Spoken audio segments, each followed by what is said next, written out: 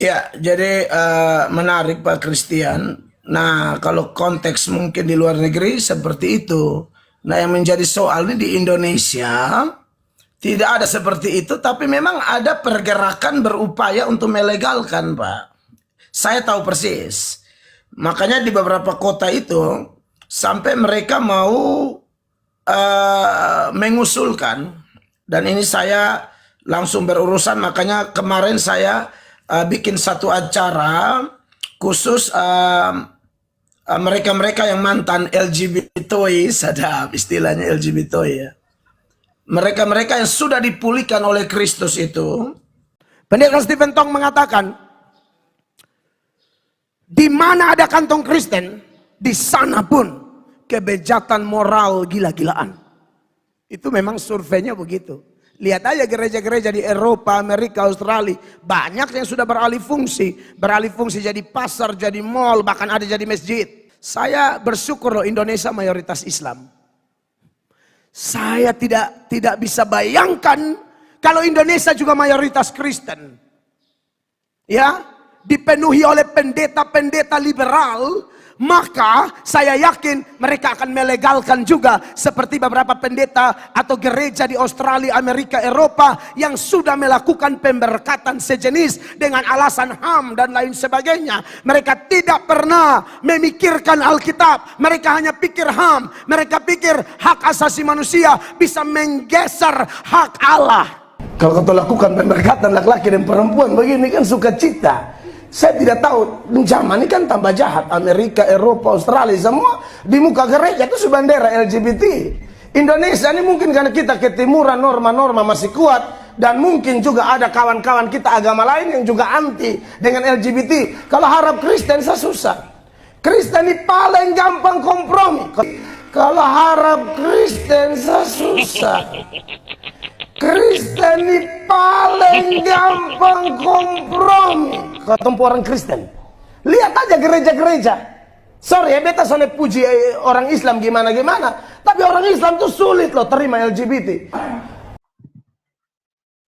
Assalamualaikum warahmatullahi wabarakatuh. Berjumpa lagi dengan Jadid HMC ya, channel yang mengedukasi dan menghibur.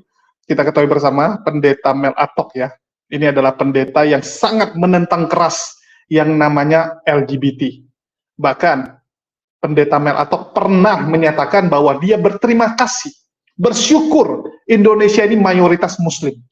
Dia tidak bisa membayangkan apa jadinya Indonesia ini kalau seandainya bukan Islam yang mayoritas.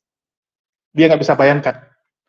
Kenapa? Karena dia melihat bahwa kekristenan itu begitu gampang kompromi dengan yang namanya LGBT. Sangat gampang untuk kompromi. Itu yang disesalkan oleh Pendeta Mel Atok. Bahkan dia mengatakan, seandainya LGBT dilegalkan oleh gereja, termasuk gereja dia, maka siap-siap saja. Siap-siap saja kalau dia sedang diminta untuk memberkati pasangan sesama jenis, dia akan ambil martil, akan ambil palu, diketoknya kepala orang yang akan menikah itu.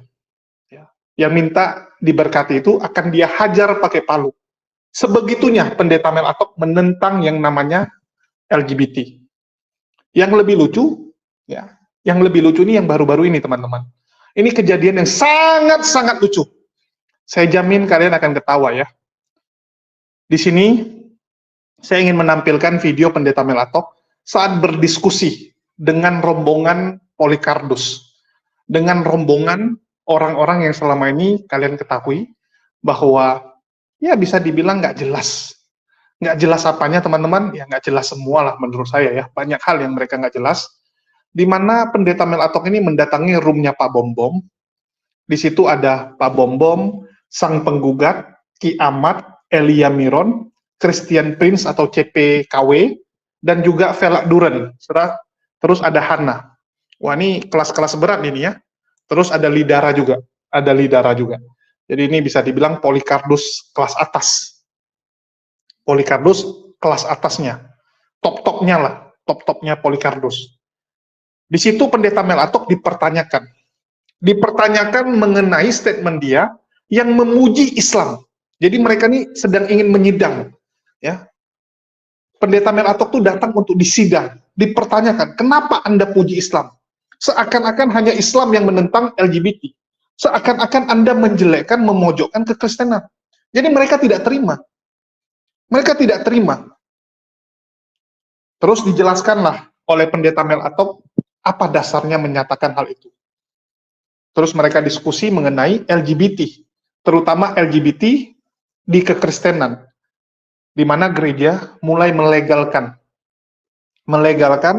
dan bahkan nih teman-teman ya, menurut keterangan dari pendeta Mel Atok, ada sebagian gereja di Indonesia, sebagian oknum pendeta di gereja Indonesia itu memperjuangkan agar bisa pernikahan LGBT. Sudah masuk di Indonesia, sudah masuk, ada upaya gereja Indonesia melegalkan. Tapi alhamdulillah Islam itu tetap akan berdiri untuk menolaknya. Jadi pendeta Mel Atok jelaskan, dan yang cukup lucu ternyata banyak Polikardus di sana yang nggak setuju, yang tidak setuju dengan pernyataan pendeta Mel. Ya kita nggak tahu, ini mereka tidak setuju karena mereka mendukung LGBT atau karena mereka nggak suka pendeta Mel membela Islam, memuji Islam. Kita nggak tahu. Tapi satu hal yang paling konyol, tahu apa? Ini kita akan bedah banyak nih teman-teman. Karena videonya panjang, kita akan potong ya. Kita akan bedah satu-satu. Tapi di kesempatan ini yang ingin saya bahas adalah Elia Miron. Nah ini yang lucu nih teman-teman. Elia Miron, kita tahu ya. Elia Miron ini adalah salah satu apologet Kristen yang menurut keterangan dari Mak Lina atau Lina Wijaya itu terkena penyakit 3 huruf. Kenapa bisa kena penyakit 3 huruf? Karena melakukan hubungan sejenis. Melakukan hubungan sejenis, walaupun dia mengatakan dia sekarang sudah bertobat, sudah rajin konsumsi obat, jadi aman. Tetapi kita tahu, ya orang yang sudah pernah melakukan hal seperti itu, tentu saja kecenderungannya adalah membela. Jadi Elia nggak tahan mendengarkan penjelasan pendeta Mel Atok dan memilih keluar, memilih kabur, nggak mau lagi dia dengar. Kenapa? Ya karena kita tahu dia pelakunya gitu kan, dia ngerti. Ini lagi menjelek-jelekkan LGBT, ya nggak tahan lah teman-teman. Ya, ini lucu sekali nih. Lucu sekali ya, Elia Miron keluar, dan yang konyolnya pendeta Mel Atok nggak tahu. Harusnya pendeta Mel Atok lebih ngeh lah. Ini yang kelewatan ini pendeta Mel Atok juga. Dia nggak ngeh bahwa Elia ada di sana. Dia kesoran untuk ngomong. Dia nggak sadar bahwa statement dari ucapannya itu sudah melukai Elia Miron. Jadi pendeta Mel Atok ini nggak sadar dia sudah melukai Elia Miron. Nah itu gimana nih? Teman-teman pasti udah nggak sabar. Ya, saya putarkan saja videonya teman-teman. Ini lucu sekali. Ya kalian yang nilai sendiri lah. Ya. Seperti berapa kali dengan Nandar, dengan Zuma, kita bisa patahkan mereka. Itu Pak Mel. Iya, shalom. Kita patahkan mereka dengan kitab mereka sendiri. Itulah kita apologet. Tapi kalau Pak Mel atau pendeta lain kan hanya menyampaikan dalam posisi bertahan. Kalau kita bertahan dan menyerang, kita kalau di sepak bola ini barisan pertahanan dan striker menyerang. Jadi mereka memang takut ya untuk berhadapan dengan kita. Dan berapa kali di YouTube saya, di channel saya, di komal saya, ini mereka seringkali masuk ya, tapi mereka tidak mampu lagi untuk menjawab kitabnya mereka sendiri. Gitu Pak Mel Atok. Itulah kita dunia apologet ya. Dunia apologet di sini yang kita menghadapi mereka seperti Nandar. Kemarin saya lihat Pak Mel Atok dengan si Nandar ya, dengan gayanya yang sok ya, apalagi sok-sok mengetahui bahasa Ibrani ya, mengetahui sejarah Ibrani dan segala macam ya. Itu Pak Mel Atok sementara itu ya, itu saja. Lanjut Pak. Siap. Oke, silakan. Shalom. Ya, Ya, shalom Pak Bom. Shalom Pak. silakan. Shalom. Shalom. Oke, Pak Pendeta Melato, ini saudara kami dari Mesir. Ya, Mesir, ya. Beliau ini salah satu Islamologi yang paling ditakuti, Kadal Gurun. Kita panggil Kadal Gurun. Lawan-lawan kayak Nandar, Zuma, itu mereka paling perhitungan dengan ini. Ini salah satunya orang-orang hebat yang. Jadi Pak Pendeta tidak usah khawatir, dalam arti Pak Pendeta tetap terus berjalan menginjil. Kita punya senjata-senjata yang pasukan berani mati sudah ada di depan. Ini mereka-mereka ini yang saya lagi undang. Termasuk Christian Prince. Saya ada undang Christian Prince ya. Mudah-mudahan beliau mau naik gabung ya. Kita tunggu ya. Ada Duran juga. Kalau mau gabung silakan. Oke, silakan sang penggugat. Iya, saya mau mengkritisi pernyataan Pak Mel Atok yang di waktu lalu, waktu khotbah. ya. Kan Pak Mel Atok mengatakan, untunglah Indonesia negara mayoritas Islam. Kalau mayoritas Kristen itu pasti jadi ini gitu kan. Ya. Nah, yang saya sesakan gini Pak, karena saya mengerti juga karena Bapak tidak mempelajari Islamologi, Betul. bahwa ternyata pelaku pertama yang bergelar Nabi itu melakukan hubungan seperti itu Pak. Bapak boleh catat dalam Sunan Abu Daud 4547, Nabi sebelah itu melakukan itu, orang pertama kali yang menjadi Nabi yang melakukan itu. Ya itu saya pernah bikin video reaksi juga. Ya saya sesalkan juga ya. Mungkin saya mengerti juga karena Bapak kan tidak mengerti. Sesalkan juga ya. Mungkin dan itu di framing sama mereka. Video Bapak itu diambil. Tuh pendeta aja setuju, katanya Islam paling baik. Begini. Itu ya. Ya saya mengerti juga karena Bapak tidak mengerti Islamologi Pak. Betul. Iya, ya. Jadi Bapak tinggal catat saja Abu Daud 4547 bahwa sebelah punya Nabi itu adalah pelaku kegiatan terlarang seksual gitu. Ya, gitu aja Pak. Ya, terima kasih. Bapak siapa nih? Bapak Sangge. Bapak Sangge Sang penggugat. Sang penggugat Pak. Ya, Bapak Sang Penggugat. Memang saya Tetap lawar teman-teman. saya respon dulu, Pak. Suara apa nih Pak Bom? Oke, saya respon Bapak Sang Penggugat. Ya, jadi memang waktu saya mengatakan itu, saya lihat banyak respon, baik dari mereka maupun khusus dari orang Kristen. Dan saya tahu banyak orang Kristen yang mengkritisi saya dan saya menghargai. Tapi memang saya juga kemudian memberikan alasan kenapa saya melakukan itu. Saya mengatakan itu, saya memang sedang ada satu gaya saya, yaitu untuk membangkitkan kita umat Kristen, karena pengalaman saya tidak sedang melihat orang lain, tapi saya suka memperhatikan diri dulu Pak Sang Penggugat. Jadi karena konteksnya di daerah saya itu bahkan yang orang-orang tertentu yang sudah melayani dan lain sebagainya, tapi masih bermain-main di situ, tidak mau bertobat, lalu menganggap pokoknya pelayanan tetap jalan, dan beberapa di antara mereka memang akhirnya mengalami kematian yang mengerikan. Dan ditambah lagi ketika saya atas izin Tuhan, saya pergi ke Australia, Amerika, dan di situ pergumulan itu begitu hebat, Pak. Jadi saya tidak sedang melihat masalah orang lain. Saya tidak sedang mau menyoroti itu. Mungkin ada orang lain yang mau membahas itu, silakan.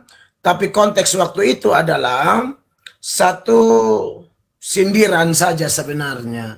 Seperti kalau Tuhan Yesus bilang, kalau kehidupan keagamaanmu tidak lebih baik dari ahli Taurat dan orang Farisi, kamu tidak akan masuk surga. Maka saya menyebutkan istilah itu karena memang faktanya Bapak, seperti kita tahu pernah ada di PGI juga sempat memberi sinyal-sinyal seolah-olah mau menerima pemberkatan sejenis. Nah, yang saya soroti di sana, yang saya mau cut dengan istilah itu adalah supaya kita Kristen tuh malu gitu loh. Kita ini sudah minoritas di Indonesia. Kita jangan berkiblat kepada Kristen mayoritas di luar Indonesia. Ya, dan faktanya sudah ada, Pak. Faktanya memang sudah jelas bahwa pemberkatan sejenis itu banyak. Saya pergi ke Rhode Island, itu saya khotbah di mahasiswa-mahasiswa Papua yang kuliah di sana, Pak. Di sana mereka tidak bisa ke gereja lagi karena gereja sudah pakai bendera LGBT semua, Pak.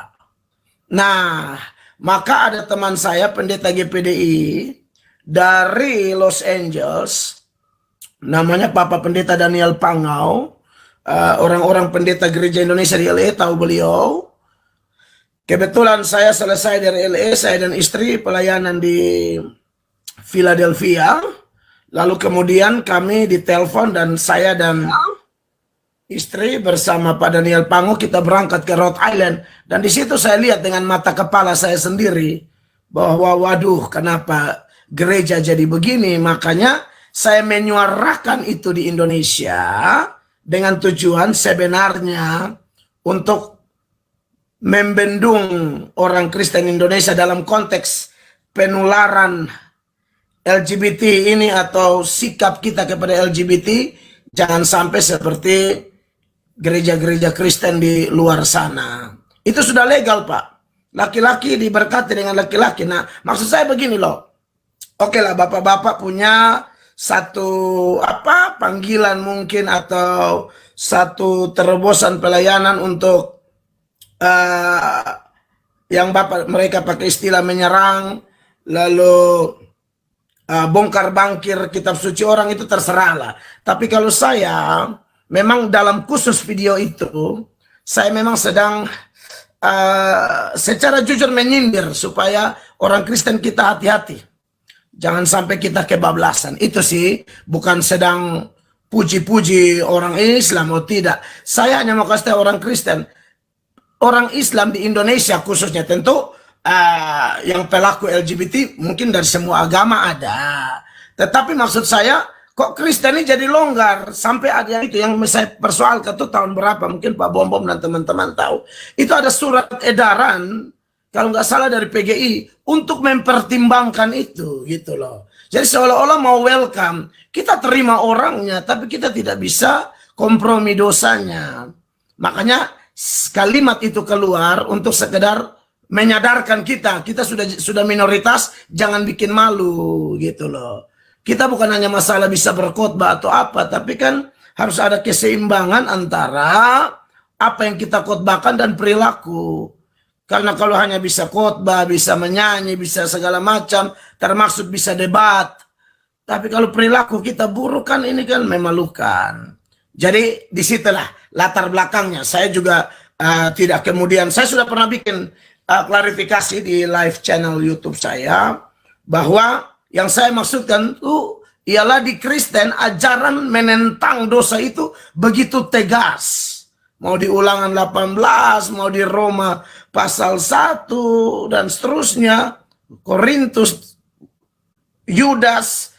Tapi kok banyak Kristen bukannya pegang prinsip Alkitab, malah mau alasan HAM lah segala macam. Jadi saya tidak sedang memuji-muji agama lain di situ, tapi intinya membandingkan supaya kehidupan keagamaan kita jangan sampai lebih buruk dari orang lain. Itu sih Pak maksud saya. Tuhan berkati.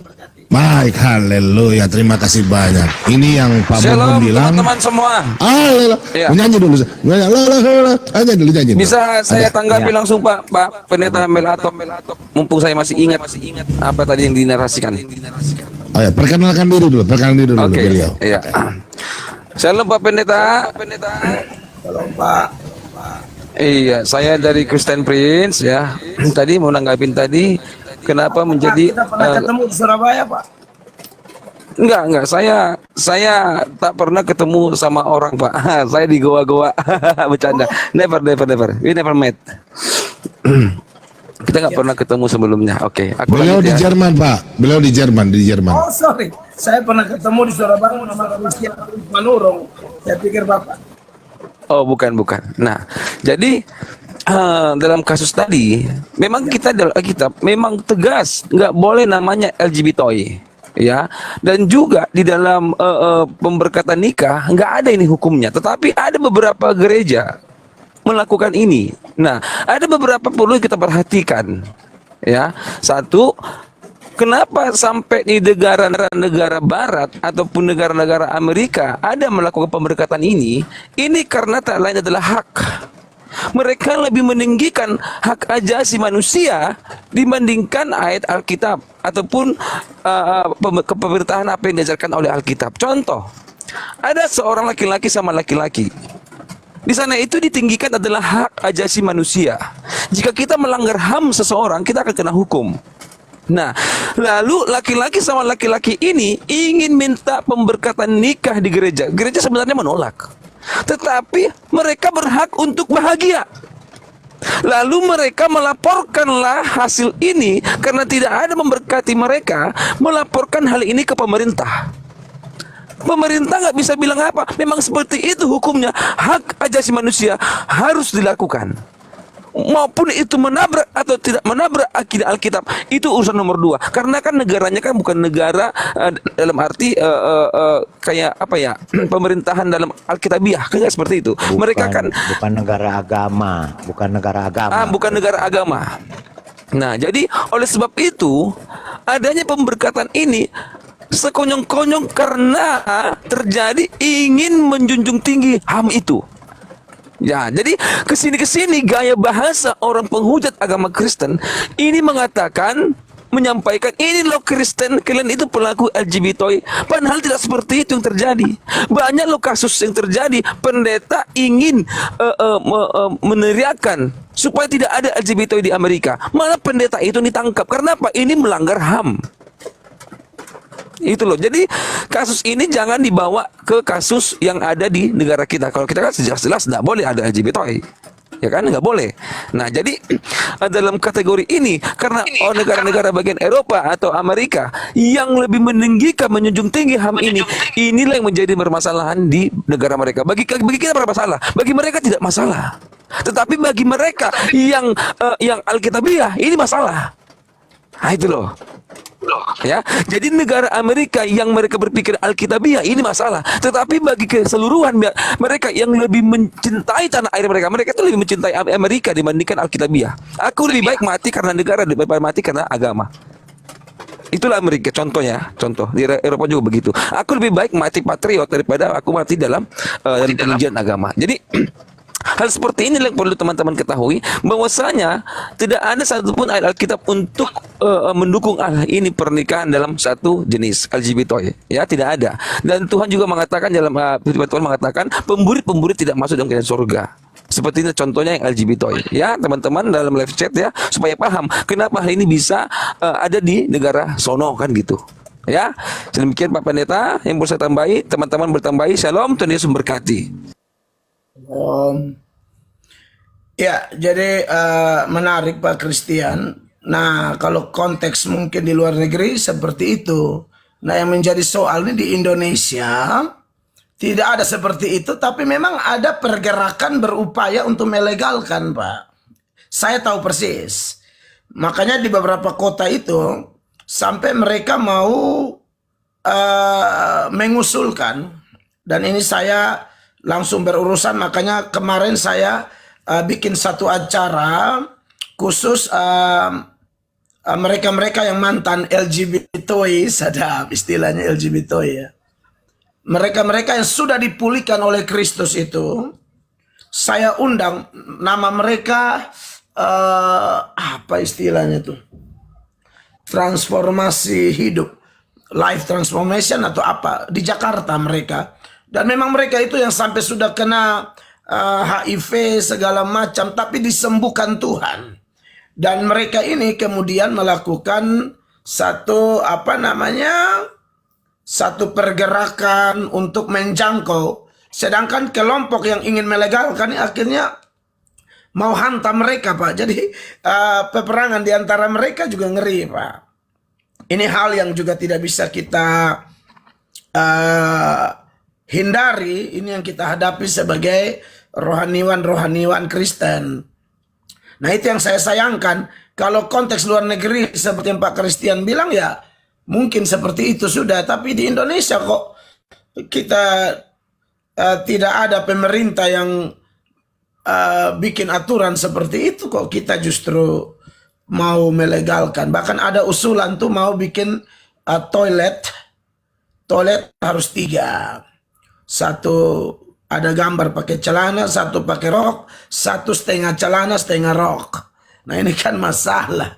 Jadi saya ini memang itu yang melatar belakangi saya bicara tadi. Makanya Pak sang penggugat kritisi saya terima, tapi saya juga perlu kasih tahu apa yang melatar belakangi saya bicara itu. Saya berhadapan langsung dengan kelompok seperti itu dan aduh kasihan sekali. Apalagi minta maaf Pak Christian, ada beberapa orang pendeta yang mungkin lulusan dari Eropa, akhirnya mereka bawa pemahaman liberal seperti itu ke Indonesia sini, Pak. Dan itu bisa lihat dari komentar-komentar mereka. Bahkan mau di ibadah tuh bikin liturgi khusus LGBTI dan lain sebagainya. Kami ini tidak ada benci orangnya, sama sekali tidak, Tuhan tahu. Yang kami mau serang adalah ya tanda kutip penularannya. Karena kita ini kan punya anak, punya cucu, punya ponaan, punya segala macam. Kita tidak bisa tutup mata. Jadi peperangan rohani ini banyak lini. Kalau Pak Bom Bom dan tim kayaknya spesialisasinya memang sudah di sini ya. Tapi sebenarnya peperangan rohani itu banyak hal. Kenajisan, kekotoran itu banyak sekali ya. Jadi sebenarnya orang khotbah menyerang dosa itu jenis menyerang. Ya, orang kalau khotbah sampai di depan pejabat apa dia berani tegur, pejina, koruptor segala macam, menurut saya itu juga penyerang. Itu yang Pak Bom Bom kutip ayat tadi itu tafsirannya luas sebenarnya. Ya, yang membela dan menyerang dalam 2 Korintus tadi. Itu benar, tapi ingat menyerang itu bukan hanya serang satu kelompok atau apa. Pokoknya semua yang melawan firman kita hantam. Itu menyerang, definisi menyerang begitu. Itu dari saya, makasih. Oke, baik Bu Nahana, komentarnya biarkan saja, yang penting kita jaga, yang spam kita hapus. Supaya ada Tuhan ada mau bertanya, silakan. Oke, habis ini Pak Babel Dara, baru Pak Kiamat. Oke, lalu habis ini Kiamat ya. Oke. Elia Maron mana Elia Maron? Saya tambahkan begini, memang apa yang dikatakan oleh Christian Prince itu benar adanya. Ketika saya di Los Angeles juga, Pak, September tahun lalu, ke gereja, itu ada gereja, saya diundang ke sana, saya memberikan khotbah di sana, dan ketika saya tanya tentang LGBT ini, ya memang mereka dalam keadaan yang dilematis. Karena memang negara-negara sekuler ini, seperti Amerika dan lainnya ya, yang memang memberikan kesempatan itu ya mereka terbentur dengan HAM. Karena memang di setiap negara itu ada peraturan HAM. Dan sebenarnya mereka memang tidak mau.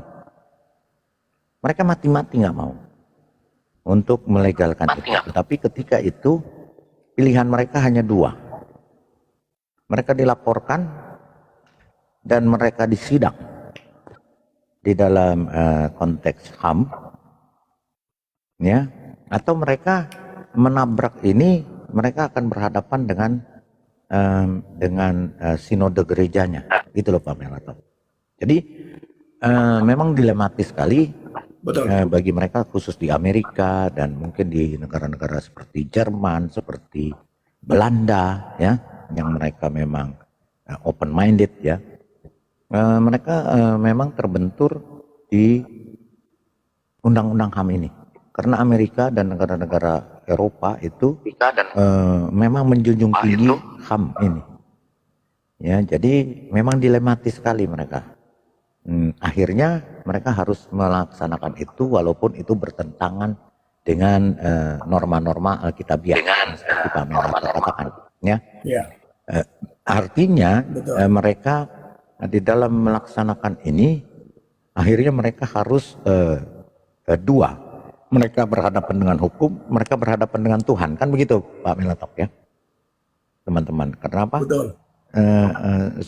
Tidak sesuai dengan Alkitab dan itu dilarang sekali ya dalam Alkitabiah ya, di Alkitab ya, ayat-ayat Alkitab banyak ya, mungkin sudah tahu semua, tapi itu fakta dan nyatanya. Nah, kita mengatakan bahwa hanya di kita. Tidak. Di Islam sendiri mereka ada. Walaupun mereka berusaha sekeras mungkin. Saya ada video-videonya, nanti saya tunjukkan. Bahkan di Indonesia, mereka melakukan dan melegalkan perkawinan sejenis. Ya, oleh ustadznya. Sebelum mereka menikah, mereka membacakan Al-Fatihah. Kemudian di Mekah ada perkawinan sejenis. Akhirnya diburu polisi, dicari. Dan akhirnya setelah kita berbicara bukan Kristen ya, tadi kita sudah di mereka sendiri, itu di Arab Saudi saja datanya 25% pemuda di Arab sana, Mekah, itu LGBT.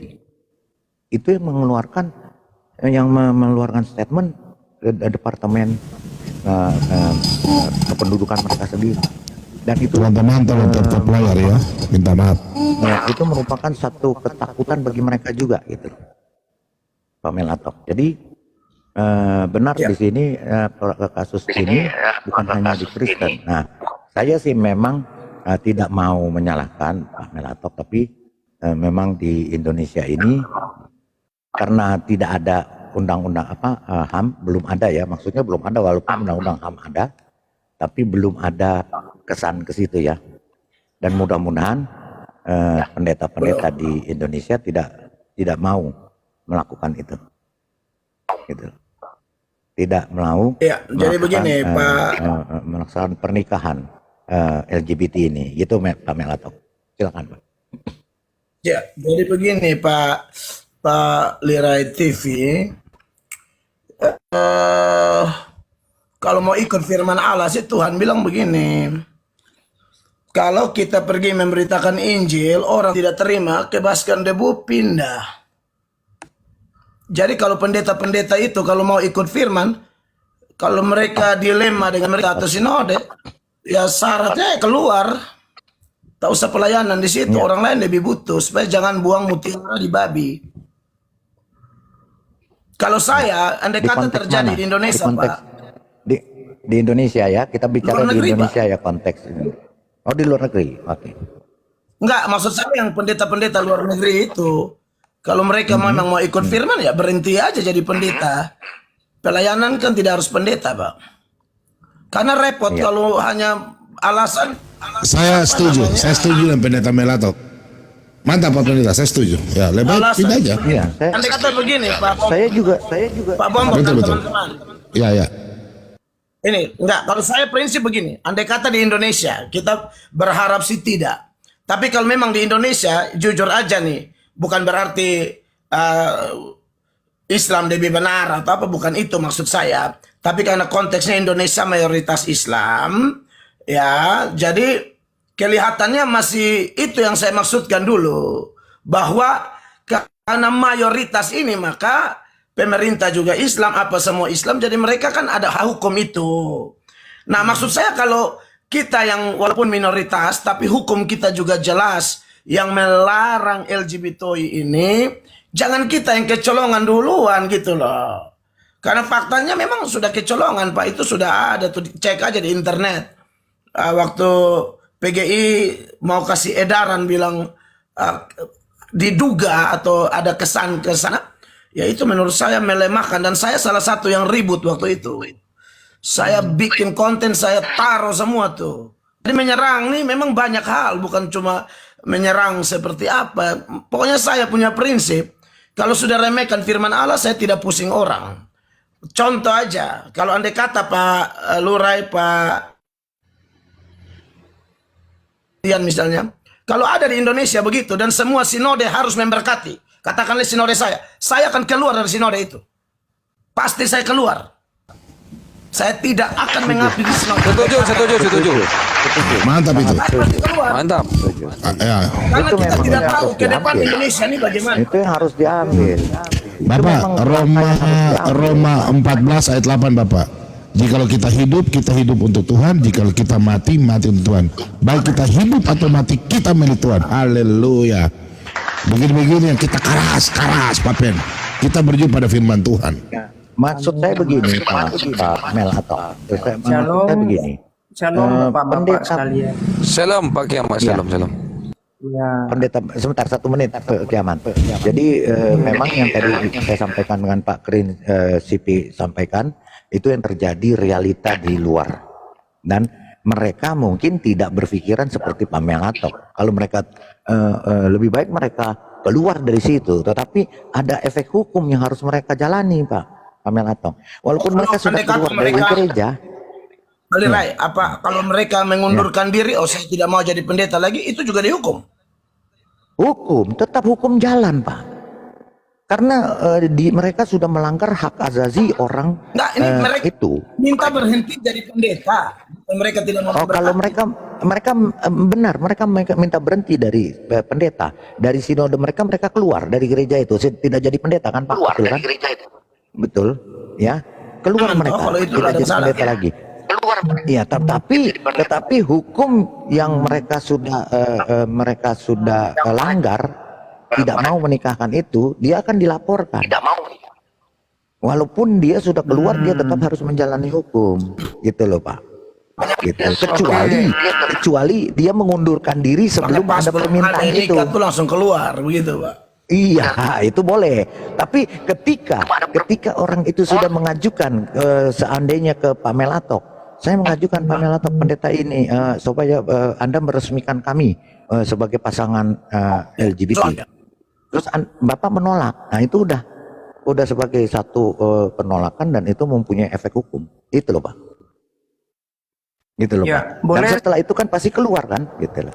Ya, itu Pak Melatok. Jadi dilematisnya di situ. Memang saya setuju yang Pak Melatok katakan. Oke, silakan Kiamat. iya.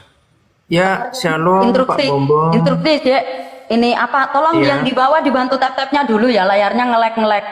Tolong dibantu ya, karena ini ada 1K tapi yang tap-tap cuma 1-2 orang. Kerjasamanya ya Iya, teman-teman. tolong Terima tap-tap kasih, ya. Tuhan Yesus memberkati. Lanjut. Ya, tolong tap-tap yang di Iya. bawah ya, yang gencar tap-tapnya ya. Baik. Lanjut. Iya, wah, ini luar biasa ya. Saya mendengarkan ini terpana pembahasannya. Boleh Pak Bombom saya izin diperbesar. Jadi Iya. saya mau pembahasan Sebentar ya. netral. Sebentar, Pak Pendeta Melatok keluar ya. Oh, Pak Kita lihat Pendeta Pak Pendeta Melatok keluar sebentar. Terlempar dia. Sinyalnya tadi nge-lag tadi Pak Pendeta. Ya, Asli kacau sekali ya teman-teman. Wah, ini gila teman-teman. Pembahasannya LGBT. Dan mereka sendiri mengakui bahwa ini memang terjadi di dalam kekristenan, di dalam gereja. Bahkan ada upaya untuk membuat LGBT itu sah di Indonesia. Bahkan dibilang apa? PGI, ya ada orang meminta kepada PGI dan internal PGI juga mempertimbangkan itu. Wah, ini udah gila, ini udah kacau sekali nih. Untuk hal ini kita harus dukung pendeta Melatok ya. Untuk hal ini kita harus support bahwa memang ini nggak diperbolehkan. Masa LGBT mau dilegalkan? Yang benar aja lah. Gila ini kalau sampai terjadi teman-teman. Benar-benar udah akhir zaman ini. Kemerosotan moral begitu besar. Dan untuk ini saya mendukung pendeta Melatok untuk melawan. Untuk melawan LGBT yang sedang tumbuh subur. Ngeri ya teman-teman ya. Jadi kalian bisa lihat, yang kalau kali ini kita tampilkan Elian Miron yang kabur, bahkan mereka juga bingung, loh Elian Miron hilang kemana? Hilang kemana gitu? Slot masih ada satu teman-teman. Tempat masih ada. Kenapa dia hilang? Ya, bukan banyak yang minta. Bahkan bisa dibilang kalaupun ada yang minta naik, Saya berani jamin Pak Bom pasti utamakan Elia Miron. Karena Elia Miron ini salah satu pentolan, salah satu jagoan utama dari Laskar Polikardus. Ya, Laskar Polikardus paling suka Elia Miron, Ki Ahmad, ya, Sofiatul, Lidara, ini kan kelas-kelas beratnya ini. Ya, kelas-kelas berat mereka. Tentu saja akan dapat karpet merah. Tapi yang lucu, cabut. Ya, cabut pula ini. Ini gimana ini ceritanya nih? Kabur pula ini. Aduh, kacau. Ya, kacau, memalukan. Jadi teman-teman yang nilai sendiri bagaimana diskusi mereka. Tapi menurut saya ini satu hal yang bagus lah. Ada pengakuan, ada upaya pencegahan, ya, ada edukasinya lah. Ada edukasinya supaya kita jangan tertular. Kalau kita di Islam clear, kita akan menentang keras. Menentang keras. Walaupun ada fitnahan, dibilang, oh di Arab sudah 25%. Nenekmu peyang. Sejak kapan di Arab Saudi 25% orang LGBT? Udah dirajam tuh kalau ada seperti itu. Saya bukan bilang nggak ada ya, pasti ada. Yang namanya penyakit seperti ini, di mana-mana ada. Bedanya tampak sama tidak tampak. Kalau di luar terang-terangan mereka. Ya, mungkin di negara-negara tertentu ada, cuman tertutup. Mereka nggak berani mengakui. Ada positifnya kalau mereka tidak berani mengakui. Artinya mereka cari pasangan sejenis pun susah kan gitu. Mereka juga takut gitu kan untuk mengungkap kalau dirinya tuh kecenderungannya seperti itu. Untuk nyari pasangannya juga akan susah. Jadi mereka akan terbatas ruang geraknya. Terus kalau dibilang 25% ini ngawur. Kalau 25% itu udah lebih parah dari Indonesia, lebih parah dari Amerika. Lebih parah dari Amerika, nggak mungkin. Kalau 25% itu udah bisa mengubah undang-undang. Kalian bisa bayangkan ya, ada orang 25% itu kompak. Kompak loh. Dia bisa ngalahin yang 75%. Loh kok bisa? 75 kan lebih besar. 75 lebih besar, tapi kan 75 ini pasti nggak kompak. Yang 75% ini pasti suaranya pecah-pecah. Yang 25% kompak ini pasti bisa menang. Bisa pengaruhi. Orang-orang yang 75 itu, pelan-pelan mereka bisa pengaruhi. Satu orang narik satu saja, udah 50. Kan begitu. Jadi, ya sekali lagi, semoga video ini bisa mencerdaskan dan mencerminkan lah apa yang sedang terjadi sekarang dan jadi kegundahan. Untuk hal ini saya mendukung Pendeta Melatok dan saya menentang keras pernyataan-pernyataan teman-temannya yang lain tuh, Polikardus yang seakan-akan mengatakan, lah kita kan harus tunduk dengan undang-undang. Janganlah, masa kita nggak nikahkan LGBT nanti ditangkap. Kalau pemerintah sudah bilang oke, masa kita yang tolak, bahaya dan sebagainya. Artinya apa? Anda nggak tegas. Ya. Anda punya kecenderungan membela. Kalau orang masih pelin-pelan seperti Christian Prince, terus juga Ki Ahmad, ya, terus ada Lidara, itu kan artinya mereka apa? Mereka nggak bisa tegas mengatakan saya tidak setuju. Ya, mereka abu-abu teman-teman. Abu-abu ini yang bahaya. Orang-orang abu-abu ini bisa ke kiri, bisa ke kanan. Bisa berubah nantinya. Harusnya kayak Melatok. Tidak, katakan tidak langsung. Nggak peduli konsekuensinya. Kalaupun harus dipecat, harus keluar dari sinode, harus keluar dari pelayanan, nggak apa-apa. Masih bisa pelayanan di tempat yang lain. Masih banyak yang bisa kamu lakukan. Kan pelayanan bagi kekristenan ya, setahu saya, sekali lagi setahu saya, bukan hanya menjadi pendeta. Nggak melulu harus jadi pendeta. Untuk hal ini saya sangat setuju dengan Pendeta Melatok. Berani, keras, bersuara, dan kita dukung. Dan kita butuh pendeta sebanyak ini. Pendeta yang dibutuhkan itu seperti Melatok. Bukan kayak Pak Bom. Bukan seperti Lidara. Aduh. Ya, saya berharap makin banyaklah pendeta-pendeta seperti Melatok. Dan saya harap dengan munculnya Pendeta Melatok di TikTok, bukan dia yang terpengaruh oleh para Polikardus, tapi dia yang berhasil memberikan warna dan membuat para Polikardus berubah. Saya berharap seperti itu ya. Walaupun banyak orang yang meragukan. Takutnya Pendeta Mel akan terpengaruh, Pendeta Mel akan berubah juga menjadi Polikardus. Ini yang kita takutkan. Tapi kita doakanlah nggak sampai terjadi ya. Mungkin itu aja yang bisa saya sampaikan. Makasih buat teman-teman semua yang udah nyimak dan mendukung channel ini. Makasih buat semuanya. Di akhir kata saya ucapkan, wassalamualaikum warahmatullahi wabarakatuh. Sampai jumpa di lain kesempatan.